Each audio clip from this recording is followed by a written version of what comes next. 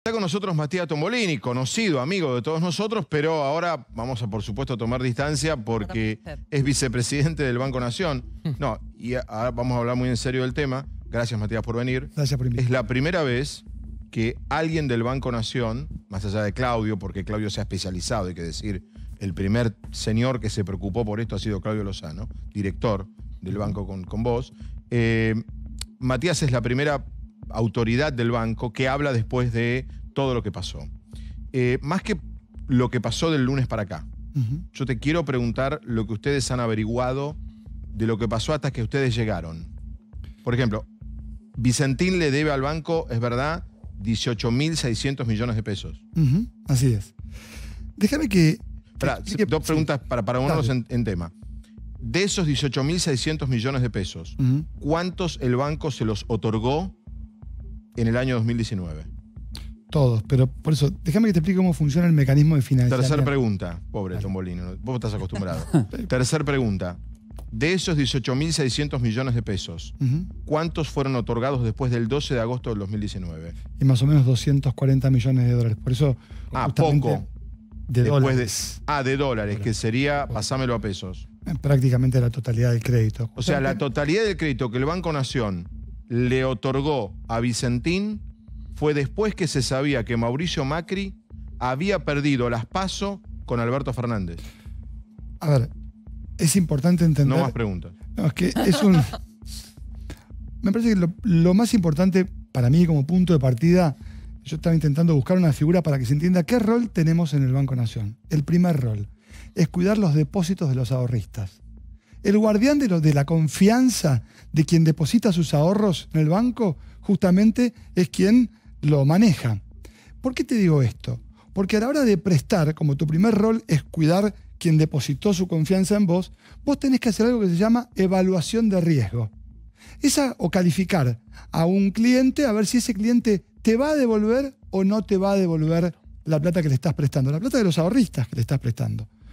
Por eso me parece que es importante ordenar temporalmente los hechos para entender la irregularidad que tiene justamente todo este proceso, que termina con una empresa que nos debe a todos nosotros 18.500 millones de pesos. En abril del año pasado se le venció esta calificación crediticia a Vicentín. Es decir, la calificación crediticia es el pasa no pasa. Es como si vas a un gimnasio y no tenés el permiso del médico, no podés hacer gimnasia. Bueno, abril de 2019. En ese momento se le extendió por 90 días sin ninguna evaluación técnica.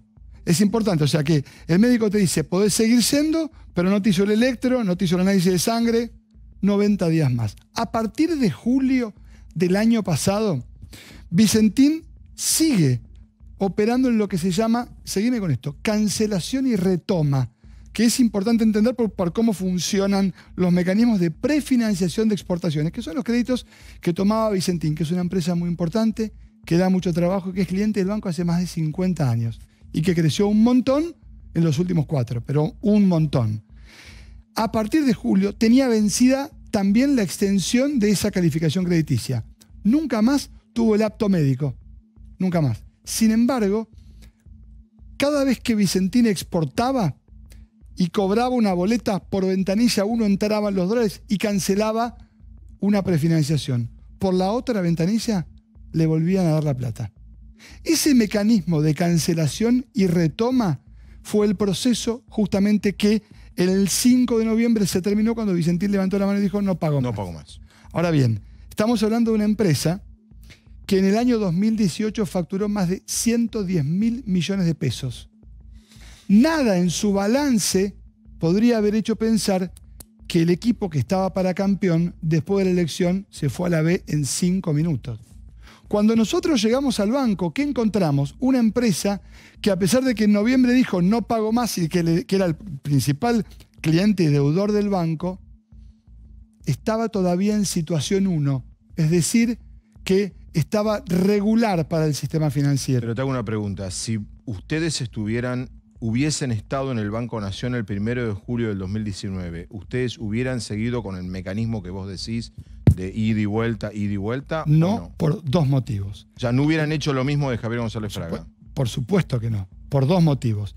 El primero es si yo te voy a prestar los ahorros de los ahorristas, te voy a pedir el balance.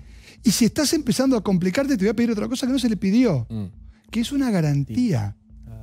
No hay una hipoteca. No hay una garantía. Nos deben a los argentinos. O sea, el banco no puede... Esta foto que estamos viendo, atrás tuyo, ¿ustedes no pueden ejecutar nada de eso? No hay una garantía de esa sola firma. Entonces, este mecanismo de prefinanciación de exportaciones a sola firma requiere que cuando vos estás prestándole los ahorros de todos los argentinos, seas muy cuidadoso. Cuando Vicentín dijo no pago más... ¿Y qué pasó? Bueno, es lo que tiene que explicar justamente Vicentín, que no solamente dejó al Banco Nación entre sus acreedores que no le pagó, a todo el sistema financiero le debe 67.000 millones de pesos. Por supuesto, ¿quién es la principal víctima? La banca pública. ¿Quiénes son las otras víctimas? Más de 26.000 millones de pesos que le deben a productores de mi provincia, en Santa Fe. Más de 2.600. Lo que llevaban el cereal para venderlo y yo le pagaban. Te pregunto, yo hoy vi la presentación del fiscal de Polichita, que me contaron que nadie le dio pelota hasta antes de ayer. Porque hay una causa judicial con Ercolini. El fiscal Gerardo Polichita en febrero, es bueno, muy bien. Apenas terminó ahí yo vi que van muy fuerte contra el Banco Nación, y del Banco Nación hasta diciembre de 2009, el Banco Nación de Macri, pero no me quedó claro, al menos lo que yo vi, si iban muy duro contra la conducción de la compañía. Y vos acá estás diciendo, habría que preguntarle, ¿ustedes han pensado en ir a la justicia como Banco Nación actual contra la cúpula de Vicentín? Lo primero que tiene que hacer el banco y el mandato que nosotros tenemos es el de recuperar el crédito. Cobrar. Que es cobrar. Pero no es un tema menor cobrar, porque en lo que va de los últimos, desde que empezó la cuarentena, el Banco Nación le prestó a 12.036 pymes 31.000 millones de pesos. Si le cobramos a Vicentín, le vamos a poder prestar a muchas más pymes. ¿Se entiende? Sí. ¿Te acuerdas que yo te dije que el banco no le hubiera prestado por dos motivos? Porque no me trajo el certificado, no me trajo los papeles. Y el segundo motivo es, ¿qué porcentaje del patrimonio del banco estamos dispuestos a prestarle a una sola empresa? 20%. Bueno, hasta acá se había sobrepasado también el límite técnico, que era 15% de una medida O sea, el Banco Nación fue con Vicentín lo que el Fondo Monetario fue con Argentina. El Banco Nación fue con la Argentina la rueda de auxilio de un modelo que estresaba, que usaba nuestro banco para que le cierren los números del Banco Central. Justamente por eso el patrimonio neto del Banco Nación se achicó a la mitad. ¿Es verdad que ese trámite que se hacía en el Banco Nación, Nardelli iba al banco, había directores, aún los directores políticos nombrados por el macrismo decían que no, Nardelli cruzaba la Casa Rosada y llegaba la orden y en el medio había un amigo del presidente? Qué horror. Eso no me consta y lo tiene que probar la justicia. Perdón. No, sí, ¿qué posibilidades legales tiene el banco desde el punto de vista jurídico, ¿no es cierto?, cuando tiene una deuda tan grande con una empresa que se declara en quiebra? ¿Cuál es el instrumento jurídico al que puede remitirse el banco para cobrar? El 10 de febrero de este año, la compañía se presentó en convocatoria de acreedores. Todavía no está en quiebra. Sí. Los plazos son muy largos, hay que verificar créditos. Por supuesto, créditos que suponen deuda con quién, con todos nosotros, porque además le deben un montón de plata a la AFIP, más de 9.000 millones de pesos, es el dato trascendido. ¿Bancos privados también? A los bancos privados también. Mucho menos. Sí. Ahora bien, ese proceso es el concurso de acreedores. Mientras ese proceso sucede, lo que el banco siempre quiere hacer, y esto es justamente, yo me acuerdo de los primeros días con el presidente del banco, con Eduardo Hecker, la principal preocupación que él siempre tuvo que ver justamente con Vicentín, porque la voluntad siempre fue escuchar una propuesta para que paguen y para que se pongan en funcionamiento, para que sigan justamente operando. Bueno, esa propuesta no llegó y en febrero se presentaron en convocatoria de acreedores para organizar estos pagos que hasta acá no llegan. Pablo. Matías, ¿qué posibilidad, porque vos hablas de algo que es cierto, estamos hablando de la banca pública, ¿qué posibilidad hay de recuperar ese dinero por parte del Banco Nación? ¿Y en cuánto está estimado aproximadamente el valor patrimonial de esta empresa? Porque puede cubrir tranquilamente los 18.000, más que deba 67.000, como vos planteás. La estimación del valor patrimonial es bastante mayor que sus deudas, o sea, tiene un patrimonio neto superior al 2018. El balance del 2019, por supuesto, no lo conocemos todavía. Y sus ventas, como te decía, eran superiores. No, digamos, para que se entienda, fue el sexto exportador de la Argentina en 2018. Las ventas, uno podría pensar que no hacían suponer esta crisis que se aceleró, podemos decir, en la última mitad del año pasado. La otra pregunta ¿Y si fue, podían recuperar la plata o no? Porque uno dice es un dinero público, no es de una banca privada que sí, bueno, que se arreglen, es un dinero público. Bueno, este es el mandato que nosotros tenemos. Justamente el proceso, el concurso o la solución que se pueda encontrar tiene que ver con recuperar el funcionamiento de una empresa que mientras tanto tiene 2.600 productores que le vendían, que no cobraron. Y que no le venden más. Y que no le Matías,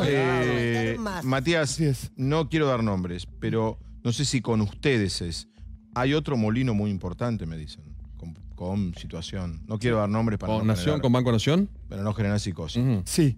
Hay otro caso, ¿no? No de esta magnitud. No de esta magnitud. Y que me dicen que tiene buena voluntad. Bueno, insisto, es decir, el banco... Digo, para decir que también, más allá de... Porque sobre Vicentina hay un montón de temas, dicen que hubo gastos injustificados, que desapareció un avión, hay un montón de historias que se van a dar a conocer en las próximas horas. Pero hay otro caso también de alguien de otra empresa que tiene una actividad, es más chica que Vicentín, que tiene una actividad parecida y que también está con mucha deuda. Sí, que tiene una situación, por supuesto, Argentina, empresa argentina. Que forma parte de la larga lista de deudores que el banco tiene, que por supuesto no afectan el funcionamiento del banco, que es un banco recontra sólido, pero que no hace otra cosa que quitar sobre eso, pero hoy estaba mirando un artículo de La Nación y eran varias las empresas. ¿Cómo está el Banco Nación? ¿Afecta la capacidad de préstamo y demás? Porque es mucha plata todo esto. El Banco Nación está absolutamente sólido. Es un banco que tiene prestados más de 540.000 millones de pesos. De modo que, contando el sector público también.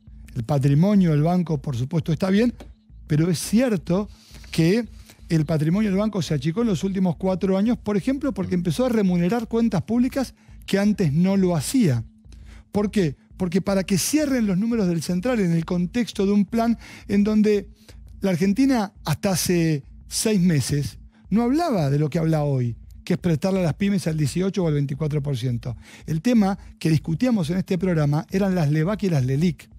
Claro. ¿Se acuerdan? Todo el ¿no? tiempo. Bueno, justamente esa orientación distinta tiene que ver con cuál es el rol del banco que nosotros queremos darle. Bien, Matías, gracias. Gracias que hayas venido porque es la primera explicación oficial de todo lo que pasó. Se venía hablando mucho, pero necesitamos escuchar la voz de lo que realmente